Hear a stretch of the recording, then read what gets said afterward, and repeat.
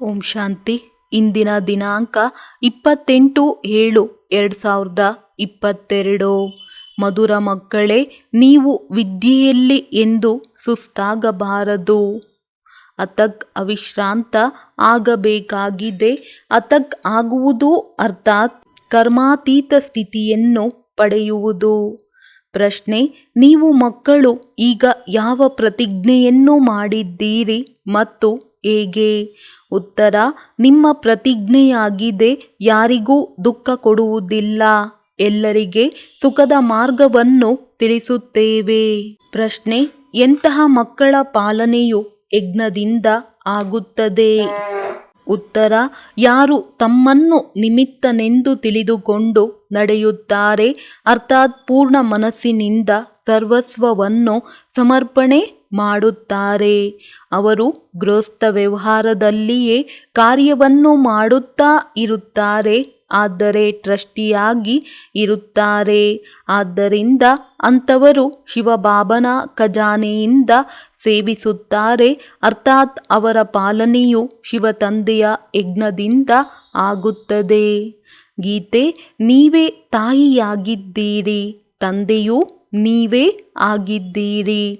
ಓಂ ಶಾಂತಿ. ಮಕ್ಕಳಿಗೆ ತಂದೆಯು ಸಿಕ್ಕಿದ್ದಾರೆ ಮತ್ತು ಈಗ ಅನುಭವದಿಂದ ಹೇಳುತ್ತಾರೆ, ಅವಶ್ಯವಾಗಿ ಮುಳ್ಳುಗಳಿಂದ ಹೂಗಳನ್ನಾಗಿ ತಂದೆಯ ವಿನಃ ಮತ್ಯಾರೂ ಮಾಡಲು ಸಾಧ್ಯವಿಲ್ಲ. ಭಾರತವು ದೈವಿ ಹೂಗಳ ಸ್ವರ್ಗವಾಗಿತ್ತು, ಈಗ ಮುಳ್ಳುಗಳ ಕಾಡಾಗಿದೆ. ನೀವು ಮಕ್ಕಳು ಈಗ ಏನನ್ನೇ ಕೇಳುತ್ತೀರೆಂದರೆ ತಂದೆಯ ಮಹಾವಾಕ್ಯಗಳನ್ನೇ ಕೇಳುತ್ತೀರಿ. ಇದನ್ನು ತಿಳಿಸುವವರು ಶ್ರೇಷ್ಠಾತಿ ಶ್ರೇಷ್ಠ ತಂದೆಯಾಗಿದ್ದಾರಲ್ಲವೇ? ಅವರ ಪ್ರತಿಯೊಂದು ಮಾತು ಮಹಾನ್ ಆಗಿದೆ. ಮಹಾನ್ ಸುಖದ ಸಾಗರ ಆಗಿದ್ದಾರೆ, ಮಹಾನ್ ಜ್ಞಾನದ ಸಾಗರನಾಗಿದ್ದಾರೆ ಹಾಗೂ ಮಹಾನ್ ಶಾಂತಿಯ ಸಾಗರನಾಗಿದ್ದಾರೆ. ಮಕ್ಕಳು ಚೆನ್ನಾಗಿ ಅರ್ಥ ಮಾಡಿಕೊಂಡಿದ್ದೀರಿ.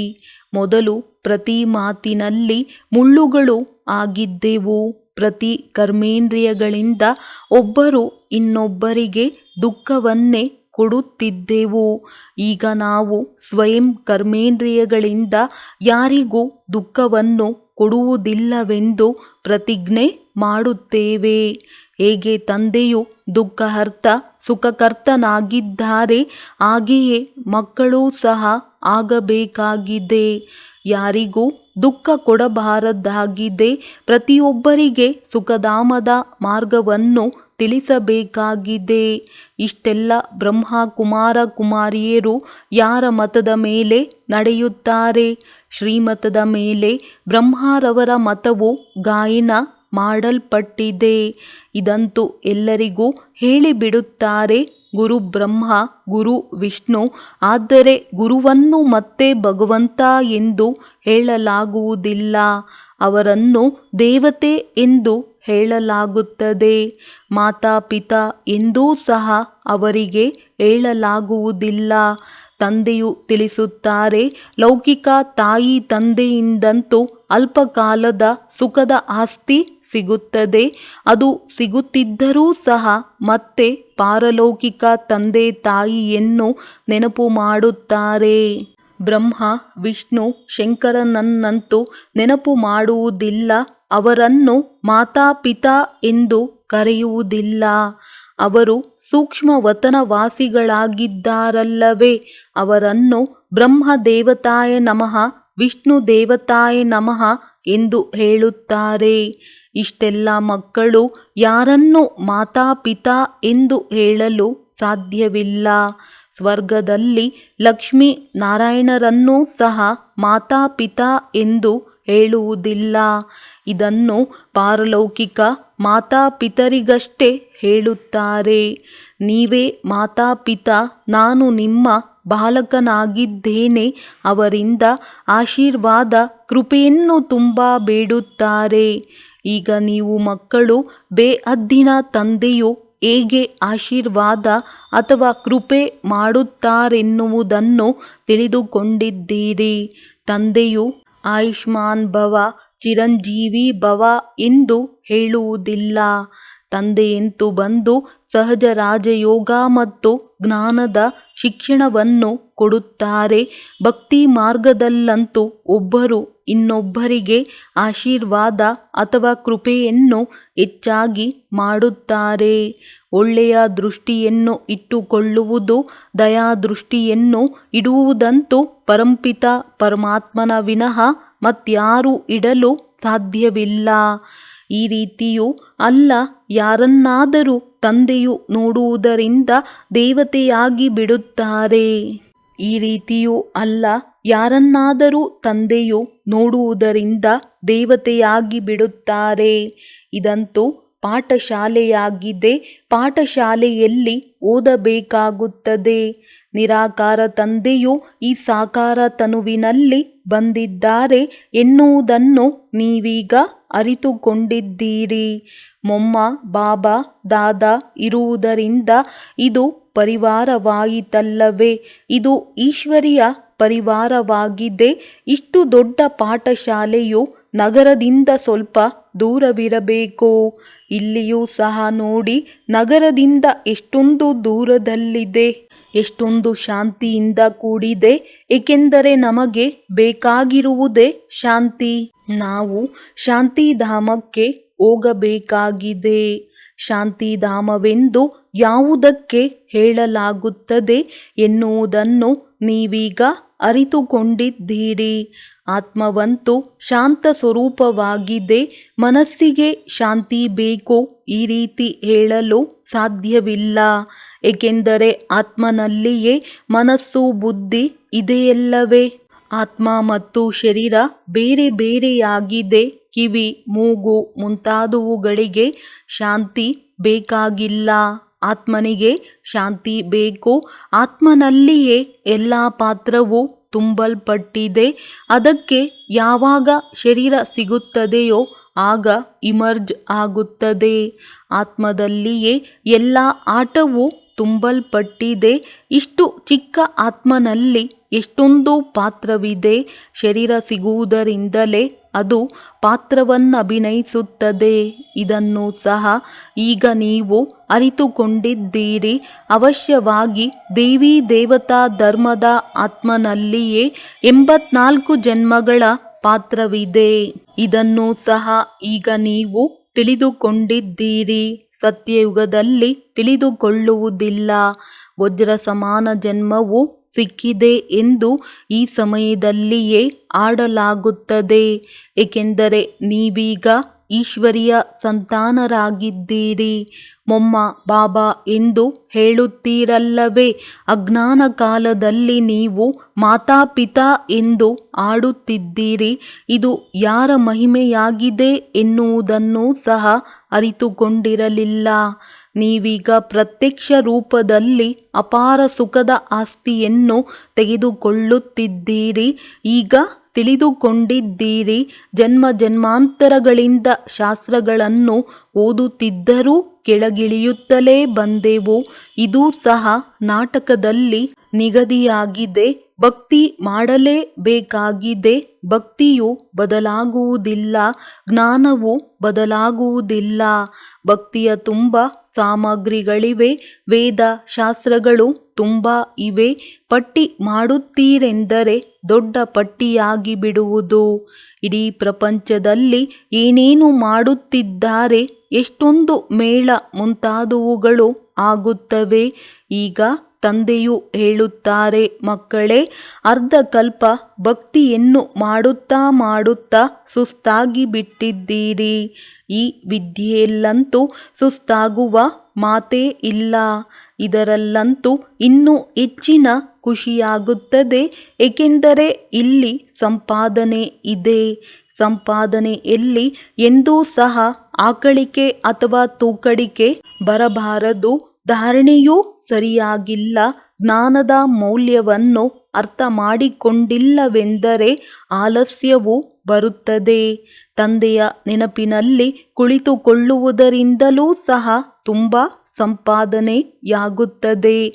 ಆದ್ದರಿಂದ ಇದರಲ್ಲಿ ಸುಸ್ತಾಗಬಾರದು. ನೀವು ಅವಶ್ಯವಾಗಿ ಅವಿಶ್ರಾಂತ ಅಥಕ್ ಆಗಬೇಕೆಂದು ವಿವೇಕವು ಹೇಳುತ್ತದೆ. ಪುರುಷಾರ್ಥವನ್ನು ಮಾಡುತ್ತಾ ಅವಿಶ್ರಾಂತ ಅರ್ಥಾತ್ ಕರ್ಮಾತೀತ ಸ್ಥಿತಿಯನ್ನು ಪಡೆಯಬೇಕಾಗಿದೆ. ಈಗ ಯಾರು ಪುರುಷಾರ್ಥ ಮಾಡುತ್ತಾರೆ ಅವರು ಕರ್ಮಾತೀತ ಸ್ಥಿತಿಯನ್ನು ಪಡೆಯುತ್ತಾರೆ. ಮಾಲೆಯು ಎಷ್ಟೊಂದು ಚಿಕ್ಕದಾಗಿದೆ. ಅನೇಕ ಪ್ರಜೆಗಳಂತೂ ಆಗುತ್ತಾರೆ. ತಂದೆಯಂತೂ ಪುರುಷಾರ್ಥವನ್ನು ಮಾಡಿಸುತ್ತಾ ಇರುತ್ತಾರೆ. ತಂದೆಯನ್ನು ಅನುಕರಣೆ ಮಾಡಿ ಎಂದು ಹೇಳುತ್ತಿರುತ್ತಾರೆ. ಮಕ್ಕಳಂತೂ ಅನೇಕರಿದ್ದಾರೆ. ಪ್ರಜಾಪಿತ ಬ್ರಹ್ಮರವರಿಗೂ ಸಹ ದತ್ತು ಮಕ್ಕಳಾಗಿದ್ದಾರೆ. ಶಿವತಂದೆಯ ದತ್ತು ಮಕ್ಕಳೆಂದು ಹೇಳುವುದಿಲ್ಲ, ಏಕೆಂದರೆ ಆತ್ಮಗಳಂತೂ ಶಿವತಂದೆಯ ಮಕ್ಕಳಾಗಿಯೇ ಇದ್ದಾರೆ. ಅಜ್ಞಾನ ಕಾಲದಲ್ಲಿಯೂ ಸಹ ಶಿವತಂದೆ ಎಂದು ಹೇಳುತ್ತಿರುತ್ತಾರೆ. ಆದರೆ ಶಿವತಂದೆ ಯಾರು, ಅವರ ಪಾತ್ರವೇನು, ಇದನ್ನು ಯಾರೂ ಅರಿತುಕೊಂಡಿಲ್ಲ. ಶಿವತಂದೆಯು ತಿಳಿಸುತ್ತಾರೆ, ನನ್ನ ಪಾತ್ರವೂ ಸಹ ನಾಟಕದಲ್ಲಿ ನಿಗದಿಯಾಗಿದೆ. ನನಗೆ ಏನು ಬೇಕೋ ಅದನ್ನು ಮಾಡುತ್ತೇನೆ ಎಂದಲ್ಲ. ನನ್ನ ಯಾವ ಪಾತ್ರವು ನಿಗದಿಯಾಗಿದೆ ಅಂತಹ ಪಾತ್ರವನ್ನೇ ನಾನು ಅಭಿನಯಿಸುತ್ತೇನೆ. ಇದರಲ್ಲಿ ಕೃಪೆ ಅಥವಾ ಆಶೀರ್ವಾದವನ್ನು ಬೇಡುವ ಮಾತೇ ಇಲ್ಲ. ಮಕ್ಕಳ ಪಾಲನೆಯನ್ನು ಜ್ಞಾನ ಮತ್ತು ಯೋಗದಿಂದ ಹೇಗೆ ಪಾಲನೆ ಮಾಡಬೇಕೆಂದು ತಂದೆಯು ಅರಿತುಕೊಂಡಿದ್ದಾರೆ. ನಿಮ್ಮ ಪಾಲನೆಯ ಜ್ಞಾನ ಯೋಗದ ಪಾಲನೆಯಾಗಿದೆ. ನನ್ನನ್ನು ತಂದೆ ಎಂದು ಹೇಳುತ್ತಾರೆ, ಏಕೆಂದರೆ ರಚಯಿತನಾಗಿದ್ದೇನೆ. ಆದ್ದರಿಂದ ಅವಶ್ಯವಾಗಿ ತಂದೆ ಎಂದು ಹೇಳುತ್ತಾರೆ. ಲೌಕಿಕ ತಂದೆ ತಾಯಿ ಇದ್ದರೂ ಸಹ ಪಾರಲೌಕಿಕ ತಂದೆ ತಾಯಿಯನ್ನು ನೆನಪು ಮಾಡುತ್ತಾರೆ. ಈಗ ನೀವು ಅರಿತುಕೊಂಡಿದ್ದೀರಿ, ಪಾರಲೌಕಿಕ ತಂದೆ ತಾಯಿ ಈ ರೀತಿಯಲ್ಲಿ ಇದ್ದಾರೆ ಎಂದು. ಅವರು ನಮಗೆ ರಾಜಯೋಗವನ್ನು ಕಲಿಸುತ್ತಿದ್ದಾರೆ. ಆ ಶರೀರ ನಿರ್ವಹಣೆಯನ್ನಂತೂ ಎಲ್ಲರೂ ಮಾಡಲೇಬೇಕಾಗಿದೆ. ರಥಕ್ಕೋಸ್ಕರ ತಿಳಿಸಲಾಗುತ್ತದೆ, ಯಾವುದೇ ಅಪವಿತ್ರ ಪದಾರ್ಥವನ್ನು ಸೇವಿಸಬಾರದು. ಆದರೆ ಮನೆಯಲ್ಲಂತೂ ಇರಲೇಬೇಕಾಗಿದೆ. ಯಾವಾಗ ಬಾಬಾ ಇದೆಲ್ಲವೂ ನಿಮ್ಮದು ಎಂದು ಹೇಳುತ್ತೀರೆಂದರೆ ಅದೆಲ್ಲವೂ ಸಮರ್ಪಣೆಯಾಯಿತಲ್ಲವೇ. ಸರ್ವಸ್ವವು ತಂದೆಯದೆಂದು ತಿಳಿದುಕೊಂಡು ನಡೆಯುವುದರಿಂದ ಅವರು ಏನನ್ನೇ ಸೇವಿಸುತ್ತಾರೆಂದರೆ ಅದು ಯಜ್ಞದ್ದಾಗಿರುತ್ತದೆ. ನಾವು ನಿಮಿತ್ತರಾಗಿದ್ದೇವೆ. ನಾವು ಯಜ್ಞದಿಂದ ಸೇವಿಸುತ್ತೇವೆ ಎಂದಾಗ ಅದು ಸತೋಗುಣಿಯೇ ಆಗಿರುತ್ತದೆ ಎಲ್ಲವೇ. ಒಂದು ವೇಳೆ ಅರ್ಪಣೆ ಮಾಡಿಲ್ಲ, ತಮ್ಮನ್ನು ನಿಮಿತ್ತರೆಂದು ತಿಳಿಯುವುದಿಲ್ಲ ಎಂದರೆ ಅವರ ಭಂಡಾರವು ತಂದೆಯ ಭಂಡಾರವಾಗುವುದಿಲ್ಲ. ಆದ್ದರಿಂದ ಮೊದಲು ತಮ್ಮನ್ನು ನಿಮಿತ್ತರೆಂದು ತಿಳಿಯಬೇಕು. ಈಶ್ವರನೇ ಎಲ್ಲರಿಗೆ ಕೊಡುವವರೆಂದು ಮನುಷ್ಯರು ಹೇಳುತ್ತಾರೆ. ದೇವತೆಗಳ ಪೂಜೆ ಮಾಡುತ್ತಾರೆ ಮತ್ತು ಅವರ ಮುಖಾಂತರವೇ ಸಿಗುತ್ತದೆ. ಗುರುಗಳಿಂದ ಸಿಗುತ್ತದೆ ಎಂದೂ ಸಹ ತಿಳಿಯುತ್ತಾರೆ. ಆದರೆ ಎಲ್ಲರಿಗೂ ಕೊಡುವವರು ಒಬ್ಬ ತಂದೆಯೇ ಆಗಿದ್ದಾರೆ. ಎಲ್ಲರ ದಾತ ಅವರೇ ಆಗಿದ್ದಾರೆ. ಭಕ್ತಿ ಮಾರ್ಗದಲ್ಲಿ ಪ್ರತಿಯೊಬ್ಬರೂ ತಂದೆಯ ಹತ್ತಿರವೇ ಇನ್ಶೂರ್ ಮಾಡುತ್ತೀರಿ. ಈ ಶಿಕ್ಷಣವು ನಂತರದ ಜನ್ಮಕ್ಕೋಸ್ಕರ ಸಿಗುತ್ತದೆ. ಒಳ್ಳೆಯ ಕರ್ಮಗಳ ಫಲವೂ ಸಿಗುತ್ತದೆ. ಈಶ್ವರನಿಗೆ ಅರ್ಪಣೆ ಅರ್ಥಾತ್ ಇನ್ಶೂರ್ ಮಾಡುತ್ತಾರೆ. ಆದರೆ ಅದು ಪರೋಕ್ಷವಾಗಿದೆ, ಇದು ಪ್ರತ್ಯಕ್ಷವಾಗಿದೆ. ಅವರು ಪರಂಪಿತ ಪರಮಾತ್ಮನನ್ನು ಅರಿತುಕೊಂಡಿಲ್ಲ. ಆದ್ದರಿಂದ ಸರ್ವಸ್ವವನ್ನು ಅರ್ಪಣೆ ಮಾಡಲು ಆಗುವುದಿಲ್ಲ. ಇಲ್ಲಂತೂ ಸರ್ವಸ್ವವನ್ನು ಅರ್ಪಣೆ ಮಾಡುತ್ತಾರೆ. ತಂದೆ ತಿಳಿಸುತ್ತಾರೆ, ತಮ್ಮನ್ನು ನಿಮಿತ್ತರೆಂದು ತಿಳಿಯಿರಿ. ನೀವು ಏನನ್ನೇ ಸೇವಿಸುತ್ತೀರೆಂದರೆ ಅದನ್ನು ನಾವು ಶಿವಬಾಬಾರವರ ಯಜ್ಞದಿಂದ ಸೇವಿಸುತ್ತೇವೆಂದು ತಿಳಿಯಿರಿ. ಇದರಲ್ಲಿ ತುಂಬ ಸಂಭಾಲನೆ ಮಾಡಬೇಕಾಗುತ್ತದೆ. ಯಾವುದೇ ತಮೋಗುಣಿ ಆಹಾರವನ್ನು ಸೇವಿಸಬಾರದು. ಮಂದಿರದಲ್ಲಿಯೂ ಸಹ ಶುದ್ಧ ಆಹಾರವನ್ನು ಇಡುತ್ತಾರೆ. ಅವರು ವೈಷ್ಣವರೇ ಇರುತ್ತಾರೆ. ವಿಕಾರಿಗಳಂತೂ ಎಲ್ಲರೂ ಆಗಿದ್ದಾರೆ. ಏಕೆಂದರೆ ನಿರ್ವಿಕಾರಿ ಶ್ರೇಷ್ಠ ಶರೀರವು ಇಲ್ಲಿ ಎಲ್ಲಿಂದ ಬರಬೇಕು? ಲಕ್ಷ್ಮೀ ನಾರಾಯಣರಿಗೆ ಶ್ರೇಷ್ಠ ಶರೀರ ಇರುತ್ತದೆ ಎಲ್ಲವೇ? ವಿಕಾರಿಗಳಿಗೆ ಭ್ರಷ್ಟಾಚಾರಿಗಳೆಂದು ಹೇಳಲಾಗುತ್ತದೆ. ಈಗ ನೀವು ಮಕ್ಕಳು ತಿಳಿದಿದ್ದೀರಿ. ನಾವು ಮಾತಾಪಿತಾರವರ ಸನ್ಮುಖದಲ್ಲಿ ಕುಳಿತಿದ್ದೇವೆ. ಅವರನ್ನು ಅರ್ಧಕಲ್ಪ ಕರೆಯುತ್ತಾ ಬಂದಿದ್ದೇವೆ. ಅರ್ಧಕಲ್ಪ ಭಕ್ತಿ ಮಾಡುವವರೇ ಇಲ್ಲಿ ಬರುತ್ತಾರೆ. ಬಹಳ ತೀವ್ರ ಭಕ್ತಿಯನ್ನು ಮಾಡುತ್ತಾರೆ. ನೀವು ಮಕ್ಕಳು ಮತ್ತೆ ತೀವ್ರ ಜ್ಞಾನವನ್ನು ತೆಗೆದುಕೊಳ್ಳಬೇಕಾಗಿದೆ. ಸ್ವಲ್ಪದರಲ್ಲಿಯೇ ಖುಷಿಯಾಗಬಾರದು. ತಿಳಿಸುವುದಕ್ಕೋಸ್ಕರ ಎಷ್ಟೊಂದು ವಿಷಯಗಳನ್ನು ಕೊಡಲಾಗುತ್ತದೆ. ವೃದ್ಧರಂತೂ ಇಷ್ಟೊಂದು ತಿಳಿದುಕೊಳ್ಳಲು ಸಾಧ್ಯವಿಲ್ಲ. ಅವರಿಗೆ ತಂದೆಯು ತಿಳಿಸುತ್ತಾರೆ. ನೀವು ಯಾರಿಗೇ ಆಗಲಿ ಕೇವಲ ಇಷ್ಟನ್ನು ತಿಳಿಸಿ, ಪಾರಲೌಕಿಕ ತಂದೆಯ ಪರಿಚಯವಿದೆ ಎಂದರೆ ಆ ತಂದೆಯನ್ನು ನೆನಪು ಮಾಡಿ. ನೀವು ಭಕ್ತರಾಗಿದ್ದೀರಿ, ಅವರು ಭಗವಂತನಾಗಿದ್ದಾರೆ. ಭಗವಾನುವಾಚ, ನೀವು ನನ್ನನ್ನು ನೆನಪು ಮಾಡಿದಾಗ ನನ್ನ ಮುಕ್ತಿಧಾಮದಲ್ಲಿ ಬಂದು ಬಿಡುತ್ತೀರಿ. ಆದರೆ ಕೃಷ್ಣನು ಹೇಳುತ್ತಾನೆ, ನನ್ನ ವೈಕುಂಠಧಾಮದಲ್ಲಿ ಬಂದು ಬಿಡುತ್ತೀರಿ ಎಂದು. ಮೊದಲಂತೂ ನಿರ್ವಾಣಧಾಮದಲ್ಲಿಯೇ ಹೋಗಬೇಕಲ್ಲವೇ? ಆದ್ದರಿಂದ ಅವಶ್ಯವಾಗಿ ಮೊದಲು ನಿರಾಕಾರ ತಂದೆಯನ್ನೇ ನೆನಪು ಮಾಡಬೇಕಾಗುತ್ತದೆ. ಕೃಷ್ಣನೂ ಸಹ ದೇಹಧಾರಿಯಾದರೂ ಅವರನ್ನು ನೆನಪು ಮಾಡುವುದು, ಅರ್ಥಾತ್ 5 ತತ್ವಗಳ ವಿನಾಶಿ ಶರೀರವನ್ನು ನೆನಪು ಮಾಡುವುದು.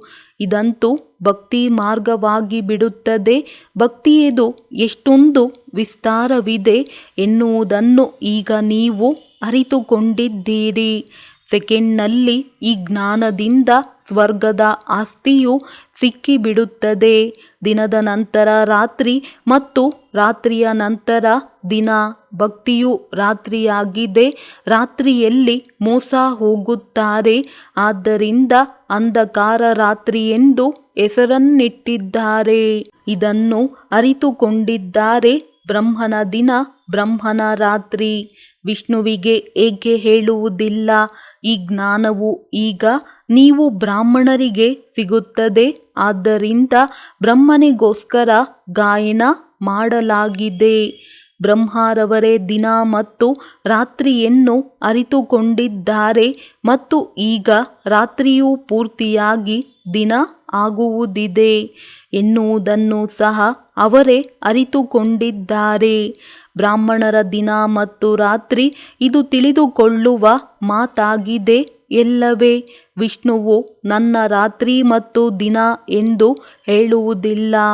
ನೀವು ಹೇಳಬಲ್ಲಿರಿ, ಈ ಜ್ಞಾನದಿಂದಲೇ ಇಷ್ಟು ಶ್ರೇಷ್ಠ ಪ್ರಾರಬ್ಧವನ್ನು ಪಡೆಯುತ್ತೇವೆ. ಮತ್ತೆ ಈ ಜ್ಞಾನವು ಮರೆಯಾಗುತ್ತದೆ. ನಾಟಕದಲ್ಲಿ ಈ ಶಾಸ್ತ್ರ ಮುಂತಾದವುಗಳು ನಿಗದಿಯಾಗಿವೆ.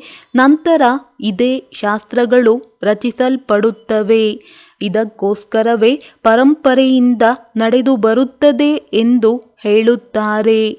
ಇವು ಭೂಮಿ ಒಳಗಿನಿಂದ ಶಾಸ್ತ್ರಗಳು ಹೊರಬರುತ್ತವೆ ಎಂದಲ್ಲ. ಈ ರೀತಿಯಾಗಲು ಸಾಧ್ಯವಿಲ್ಲ. ತಂದೆಯು ಬಂದು ಸತ್ಯವನ್ನು ತಿಳಿಸುತ್ತಾರೆ. ಈ ಭಕ್ತಿ ಮಾರ್ಗದ ಸಾಮಗ್ರಿಗಳು ಪುನಃ ಇವೇ ಹೊರಬರುತ್ತವೆ. ವೃದ್ಧ ಮಾತೆಯರಿಗೆ ಇದನ್ನೂ ಸಹ ನೆನಪು ಮಾಡಿಸಿ. ಶ್ರೇಷ್ಠಾತಿಶ್ರೇಷ್ಠ ಶಿವ ತಂದೆಯಾಗಿದ್ದಾರೆ. ಅವರು ಪರಮಧಾಮದಲ್ಲಿರುತ್ತಾರೆ. ಅಲ್ಲಿ ಆತ್ಮಗಳೂ ಸಹ ಇರುತ್ತಾರೆ. ಅದು ಶ್ರೇಷ್ಠ ಮೂಲವತನ. ನಂತರ ಸೂಕ್ಷ್ಮವತನದಲ್ಲಿ ಬ್ರಹ್ಮ, ವಿಷ್ಣು, ಶಂಕರ ಇರುತ್ತಾರೆ. ಮತ್ತೆ ಸ್ಥೂಲವತನದಲ್ಲಿ ಬಂದಾಗ ಮೊದಲು ಲಕ್ಷ್ಮೀ ನಾರಾಯಣರ ರಾಜ್ಯವಿದೆ. ಈ ಹೊಸ ರಚನೆಯನ್ನು ತಂದೆಯು ರಚಿಸುತ್ತಿದ್ದಾರೆ. ಪತಿತರನ್ನು ಪಾವನರನ್ನಾಗಿ ಮಾಡುತ್ತಿದ್ದಾರೆ. ಪತಿತ ಪಾವನ ಬನ್ನಿ ಎಂದು ಹೇಳುತ್ತಾರೆಂದರೆ ಅವಶ್ಯವಾಗಿ ಇಡೀ ಸೃಷ್ಟಿಯು ಪತಿತರಿಂದ ಕೂಡಿದೆ. ತಂದೆಯು ಬಂದು ಇದನ್ನು ಪಾವನ ಮಾಡುತ್ತಾರೆ ಎಂದರ್ಥ. ಯಾರು ಪರಿಶ್ರಮ ಪಡುತ್ತಾರೆ ಅವರೇ ಪಾವನ ಪ್ರಪಂಚದಲ್ಲಿ ಬರುತ್ತಾರೆ. ಮೂಲ ಮಾತು ತಂದೆ ಹಾಗೂ ಮನೆಯನ್ನು ನೆನಪು ಮಾಡುವುದಾಗಿದೆ. ಎಲ್ಲರಿಗೂ ಇದನ್ನೇ ತಿಳಿಸಿ, ಏ ಆತ್ಮಗಳೇ, ಈಗ ಮನೆಗೆ ಹೋಗಬೇಕಾಗಿದೆ.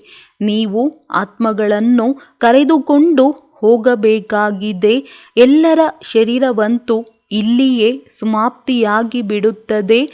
ಆತ್ಮನ ಸಂಬಂಧದಲ್ಲಿ ಎಲ್ಲರೂ ಸಹೋದರರಾಗಿದ್ದಾರೆ. ಮತ್ತೆ ಶರೀರದ ಸಂಬಂಧದಲ್ಲಿ ಸಹೋದರ ಸಹೋದರಿಯರಾಗುತ್ತಾರೆ. ಇವು ತುಂಬ ಮಧುರ ಮಾತುಗಳಾಗಿವೆ. ನೀವಿಲ್ಲಿ ಹಾಸ್ಟೆಲ್ನಲ್ಲಿ ಕುಳಿತಿದ್ದೀರಿ. ನೀವು ಇಲ್ಲಿನ ನಿವಾಸಿಗಳಾಗಿದ್ದೀರಿ. ಹೊರಗಿನ ಕೆಟ್ಟ ಸಂಘದಲ್ಲಿ ಸೇರಬಾರದೆಂದು ಹಾಸ್ಟೆಲ್ನಲ್ಲಿ ಇಡುತ್ತಾರೆ. ಇಲ್ಲಿ ನಿಮಗೆ ನಿರ್ವಿಕಾರಿಗಳ ಸಂಘವಿದೆ. ಒಳ್ಳೆಯದು. ಇಂದು ಬ್ರಹ್ಮ ಭೋಜನವಿದೆ. ಶಿವತಂದೆಯಂತೂ ಸೇವಿಸುವುದಿಲ್ಲ. ಅವರಂತೂ ಅಭೋಕ್ತನಾಗಿದ್ದಾರೆ. ದೇವತೆಗಳಿಗೂ ಸಹ ಬ್ರಾಹ್ಮಣರ ಭೋಜನವು ಇಷ್ಟವಾಗುತ್ತದೆ. ಏಕೆಂದರೆ ಬ್ರಾಹ್ಮಣರ ಭೋಜನದಿಂದ ದೇವತೆಗಳಾಗುತ್ತಾರೆ ಎಂದಾಗ ಬ್ರಾಹ್ಮಣರ ಭೋಜನಕ್ಕೆ ಎಷ್ಟೊಂದು ಮಹತ್ವವಿದೆ. ಆ ಭೋಜನದಿಂದ ತುಂಬ ಪ್ರಭಾವ ಬೀರುತ್ತದೆ. ನೀವು ಪಕ್ಕಾ ಯೋಗಿಗಳ ಭೋಜನವೂ ಸಿಗುತ್ತದೆ ಎಂದರೆ ಬುದ್ಧಿಯೂ ಸಹ ತುಂಬ ಶ್ರೇಷ್ಠವಾಗುತ್ತದೆ. ಇಡೀ ದಿನ ಶಿವತಂದೆಯ ನೆನಪಿನಲ್ಲಿರಿ. ಯಾರಾದರೂ ಸ್ವದರ್ಶನ ಚಕ್ರ ತಿರುಗಿಸುತ್ತಾ ಭೋಜನವನ್ನು ತಯಾರಿಸುವಂತಹ ಯೋಗಿಗಳು ಬೇಕು. ಪವಿತ್ರರಂತೂ ಅನೇಕರಿರುತ್ತಾರೆ. ವಿಧವೆ ಮಾತೆಯರು ಅಥವಾ ಕುಮಾರಿಯರು ಪವಿತ್ರರಾಗಿರುತ್ತಾರೆ. ಆದರೆ ಯೋಗಿನಿಯರಾಗಿರಬೇಕು. ಯೋಗಿನಿಯರ ಭೋಜನವು ಸಿಗುತ್ತದೆ ಎಂದರೆ ನಿಮ್ಮದು ತುಂಬ ಉನ್ನತಿಯಾಗುತ್ತದೆ. ಮುಂದೆ ಹೋದಂತೆ ನಿಮ್ಮದು ಇಂತಹ ಸ್ಥಿತಿಯಾಗುತ್ತದೆ. ಯೋಗದಲ್ಲಿ ತುಂಬ ಸಹಯೋಗವು ಸಿಗುತ್ತದೆ.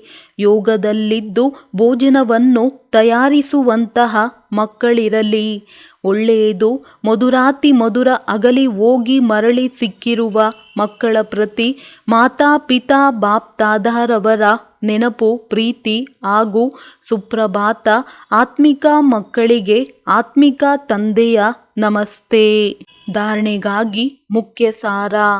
ಮಾತಾಪಿತರನ್ನು ಅನುಕರಣೆ ಮಾಡುತ್ತಾ ಜ್ಞಾನಯೋಗದಿಂದ ಎಲ್ಲರ ಪಾಲನೆ ಮಾಡಬೇಕಾಗಿದೆ. ಅದೇ ಪಾಲನೆಯಲ್ಲಿರಬೇಕಾಗಿದೆ. ಜ್ಞಾನಯೋಗದಲ್ಲಿ ತೀವ್ರವಾಗಿ ಹೋಗಬೇಕಾಗಿದೆ. ಪವಿತ್ರ ಮತ್ತು ಯೋಗಿನಿಯ ಕೈಯಿಂದ ಭೋಜನವನ್ನು ಸ್ವೀಕಾರ ಮಾಡಬೇಕಾಗಿದೆ. ಬುದ್ಧಿಯನ್ನು ಶುದ್ಧ ಮಾಡಿಕೊಳ್ಳುವುದಕ್ಕೋಸ್ಕರ ಭೋಜನದ ವ್ರತವನ್ನಿಡಬೇಕಾಗಿದೆ. ವರದಾನ: ಸ್ವಪರಿವರ್ತನೆಯ ಮೂಲಕ ವಿಶ್ವ ಪರಿವರ್ತನೆಗೆ ನಿಮಿತ್ತರಾಗುವಂತಹ ಸರ್ವ ಖಜಾನೆಗಳ ಮಾಲೀಕ ಭವ. ನಿಮ್ಮ ಸ್ಲೋಗನ್ ಆಗಿದೆ, ಬದಲಾನಾವೋ ಬದಲ್ಕರ್ ದಿಖಾವೋ. ಸೇಡು ತೀರಿಸಿಕೊಳ್ಳಬೇಡಿ, ಪರಿವರ್ತನೆಯಾಗಿ ತೋರಿಸಿ. ಸ್ವಪರಿವರ್ತನೆಯಿಂದ ವಿಶ್ವ ಪರಿವರ್ತನೆ. ಕೆಲ ಮಕ್ಕಳು ಯೋಚಿಸುತ್ತಾರೆ, ಇದು ಸರಿಯಾಗಿದ್ದರೆ ನಾನು ಸರಿಯಾಗುವೆ, ವ್ಯವಸ್ಥೆ ಸರಿಯಾಗಿದ್ದರೆ ನಾನು ಸರಿಯಾಗಿರುತ್ತೇನೆ. ಕ್ರೋಧ ಮಾಡುವವರನ್ನು ಶೀತಲರನ್ನಾಗಿ ಮಾಡಿದರೆ ನಾನು ಶೀತಲನಾಗುತ್ತೇನೆ. ಈ ಕಿಟ್ ಮಾಡುವವರನ್ನು ಕಳುಹಿಸಿದರೆ ಸೆಂಟರ್ ಸರಿಯಾಗಿ ನಡೆಯುತ್ತದೆ. ಈ ರೀತಿ ಯೋಚಿಸುವುದು ತಪ್ಪಾಗಿದೆ. ಮೊದಲು ಸ್ವಯಂವನ್ನು ಪರಿವರ್ತನೆ ಮಾಡಿಕೊಳ್ಳಿ, ಆಗ ವಿಶ್ವವು ಪರಿವರ್ತನೆಯಾಗುವುದು. ಇದಕ್ಕಾಗಿ ಸರ್ವ ಖಜಾನೆಗಳ ಮಾಲೀಕರಾಗಿ ಸಮಯ ಪ್ರಮಾಣ ಖಜಾನೆಯನ್ನು ಕಾರ್ಯದಲ್ಲಿ ತೊಡಗಿಸಿ. ಸ್ಲೋಗನ್: ಸರ್ವಶಕ್ತಿಗಳ ಲೈಟ್ ಸದಾ ಜೊತೆಯಲ್ಲಿದ್ದರೆ ಮಾಯೆಯು ದೂರದಿಂದಲೇ ಓಡಿ ಹೋಗುವುದು. ಒಳ್ಳೆಯದು. ಓಂ ಶಾಂತಿ.